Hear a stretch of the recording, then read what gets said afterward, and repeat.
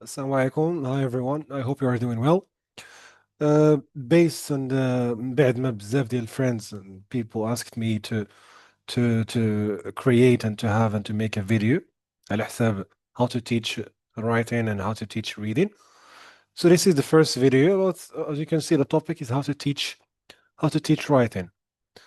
All right. So whenever we speak about writing in here, we don't actually talk about something that you teach isolated, like you teach it on its own. You don't just decide in one lesson, in one session, that today I will teach my students how to write or to write descriptive paragraph or so you need a lot of vocabulary, right? You need your students to have like a set of items or a set of words, maybe linking words, maybe some sentence structures, maybe some tenses. If you are going to use simple past in the writing, if you're going to use different tenses, of course, your students should be familiar with the tense that you're going to use. Therefore, you have to follow a unit. You have to follow all the skills and the components of the unit starting from the lesson number one. And of course, if you are preparing to the teaching exam, the oral exam, inshallah, in the coming days, if the jury asks you to have like, for example, to give or to teach a writing skill or a writing lesson, you're not going to show them that this is an isolated process that you do. You're not going to make them feel that this is something new. The vocabulary, the words, the structure that you are using is something new for them. For example, as students, I'm talking about, for example, the jury acting as students, of course.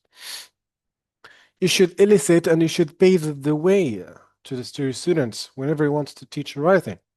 Should pave the way by what? By maybe activating their schemata, for example, prior knowledge, review what you thought, for example, linking words, some tenses, and everything that you need, that you think or that you believe you will need, as your students will need at the end to reach your objectives for your students to have a piece of paragraph, maybe to have the final draft at the end, of course. And that's only achieved if you plan your lesson well and you know your students, of course, you know their needs and you know their level. So based on the plan that you are going to plan for the lesson, you will understand and you will see what are the steps and what are the skills that you should start with before your students start to write. Like all the other skills, there is the pre and the while and the post. Today we're going to see two main ways to write. Okay, as you know, and as teachers know, there is the process and there is the product, right? When you hear or when you see the process, it means you're going to go through some steps, right? Until you reach the final stage, which is your students to produce something and to present it maybe in front of the other classmates. So if we start with the first things in here, writing as a process, right? As I told you at the beginning, it's better for you to start with a review. Why not? Try to review what you taught them, maybe some linking words, tenses, etc. It helps also if you activate their own schemata. You build ideas with students starting from the beginning. You try to use some linking words. You start with pictures, and for me, this is one of the greatest techniques to start with when you decide to use or to teach writing as a process. It's through visuals, videos or pictures, or maybe some listenings and some recordings, if you might. So visuals, as we all agree, these generation, the teenagers and etc., they are attached, more motivated when they have something to see, something to watch. They they are not all of them, of course, motivated when they have something to read. All right. So when there are pictures, you motivate them to speak and to talk and to describe. So what we are going to do in this video, inshallah, we're going to try to have an example, right? Through the example, we and you will see how maybe to do it. And as I'm doing, I'm only sharing with you my experience. All right. So I might be right or I might be wrong at some points. So we'd start with the first one. We'd starting with pictures. For example, if you display these pictures to your student and you ask them what do you see, of course, many students are going to raise their hands. Some of them they're going to give you the correct answer. Some of you, by the way, there is no correct answer, but this is just guesses and maybe what they actually see and what they actually observe. But you accept everything starting from the beginning and you try to write on the board what they say. For example, they can say smoke, cars, earth. Maybe they're going to see some of them, of course, they are always high achievers. They are going to say air pollution. Maybe they are going to give you some causes, and maybe they're going to give you some coughs. People are suffering, etc. And when you show pictures, you make sure that you don't waste much time because it comes to time management. Sometimes teachers they go with one activity and they forget that there are a lot of other activities that they need to move on. Pictures, you try only to get some few ideas and write them on the board and you move. Of course, students are going to give you some ideas like this pollution, air pollution, dirty air, smog. Of course, if we're talking about high achievers, factories, cars, traffic, global warming as something now that everyone knows, I think, environmental problems. And when your student, for example, give you words, isolated words like this, you need to motivate them to try to give you sentences next. So you go step by step. So the next step would be, for example, for your students to give you some sentences. Like, for example, cars make smoke, traffic causes pollution, there are many cars, factories pollute the air, etc., as you can see. And then, while your student try to give you some sentences, of course, you write them on the board. That's just a brainstorming place for you and for your students. So when they give you sentences like this, you motivate them again to give you examples. For example, if we go to the first sentence, car make smoke, traffic causes pollution, there are many cars. You ask them, like for example, some questions. What do you mean by cars, smoke? And can you explain more? Can you elaborate? Can you give me more ideas about cars and smoke? And of course, they will. Of course, it depends on the technique that you use with your students, and if you are, of course, motivating them to do it, they will do it at the end. So if students, for example, they go like this, and if you respect and as they say the time management for you not to stick with one activity and you forget that you have other activities to go on. Of course, you keep using CCQs to make sure that students are following, not just sometimes miming. Maybe one of them says a word and others just repeat the word that that student said.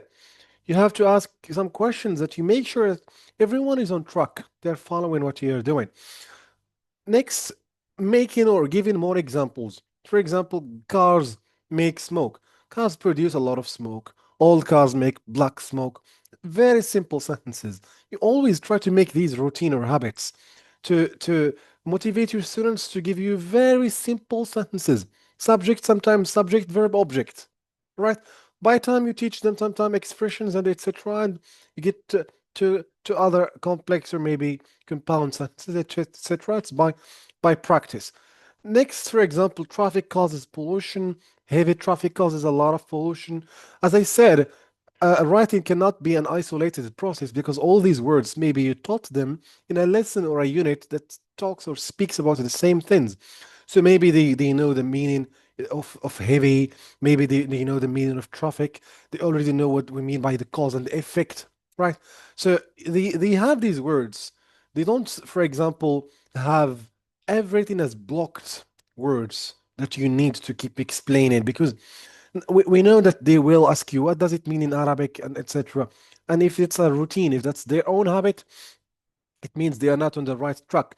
All right, so number three, this the sentence number three, there are many cars. There are many cars on the road, there are many cars in the city, there are many cars, so the streets are full, etc. They only give you main sentences and you go step by step with them. And of course, you move to the other step in here, which is an important one. That of course it's not, it shouldn't be the first time you teach linking words. That's what I said. It's not an isolated process. You thought it before, for example. Your students are familiar with linking words. They understand that it's something that you use in order for you to show something and to link. For example, you use it and you give them examples to show them that that's how we build the process, right? For example, cars produce a lot of smoke, so the air becomes polluted. Factories release chemical into the air. As a result, people get sick, right? Simple sentences like this. That's how you show them how to link between two ideas, three ideas, etc. Speaking of which, speaking of linking words, of course, you have to show them that they should be go on sequencing ideas. For example, we're talking about a paragraph or an essay. If you are talking about the causes, you should start with the first cause, the first reason, second reason, third reason, finally. That's the that's how it goes, and of course you show them how to do it when it comes to linking words. Of course, you move by some examples and you move to the first draft. You ask your students in here to try to write the first sentence, as we call it, the topic sentence. That's what you will teach them, what you tell them later on. But at the beginning, you will just try to make it out like in a simple way. You ask them to give you a general sentence. Give me a general sentence about the topic, or give me what do you think about air pollution. They're going to say air pollution is a big problem. It's a serious problem in many cities today. You're right, it is a topic sentence. You elaborate with the sentences that they give you, and you try to link words, and that's how you do it. And of course, you ask them to write their own first draft. In here, it comes other stages, and it depends on how do you deal with your students.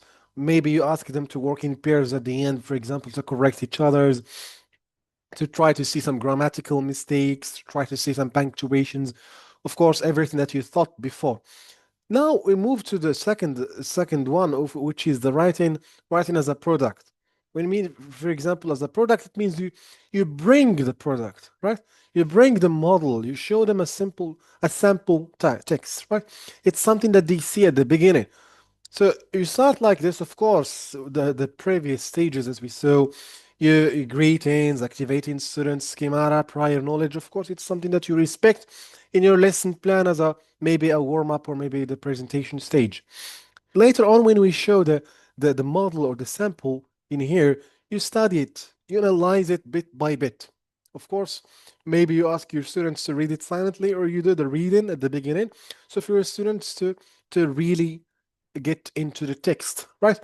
Or maybe, of course, at the beginning you can show them a picture and then you show them the paragraph as it is, as a model. Then you analyze everything together. Well, by maybe it could be helpful. You ask some questions, like simple questions. What is the main idea? How many sentences are there? What linking words do you see? Of course, it's something that you thought, as we said. How does the paragraph start and end? What tenses are used? Simple present, simple past. Can you give me some examples? Can you underline, etc.? Next, what you do in here, you start like, for example, by planning the paragraph, right? You help students organize their own ideas into parts. What is the topic sentence? What is the supporting ideas, the details and the examples in the paragraph that you provide them? What is the concluding sentence? And of course, you can give them sample writing frame. For example, my paragraph is about first, then finally. That's the step where you provide them with these frames. For example, when you study with them the topic or the paragraph that you give them as a sample, then you ask them to try to write some similar sentences, right? About another topic that you ask them to write about. So my paragraph is about first, then finally. And they need to try to follow as the paragraph you provide them and you provided them at the beginning. So it means they are using it as a product, right? Not building the writing as a process. Later in here, you get your students to write their own first draft, write individually, of course. Maybe you model and you ask them maybe to exchange, to try to correct each other's first drafts, all right? And then you give a checklist. It's an important thing for students to see. Checklist based on what you already provided them with the first paragraph and something else. And of course, the checklist should be like, for example, does your paragraph, do your paragraph have a topic sentence? Does it include, for example, some examples, linking words? Is grammatical, is grammar correct? Grammar tenses, for example, correct? Is it clear? Are the ideas simple? How many mistakes? Etc.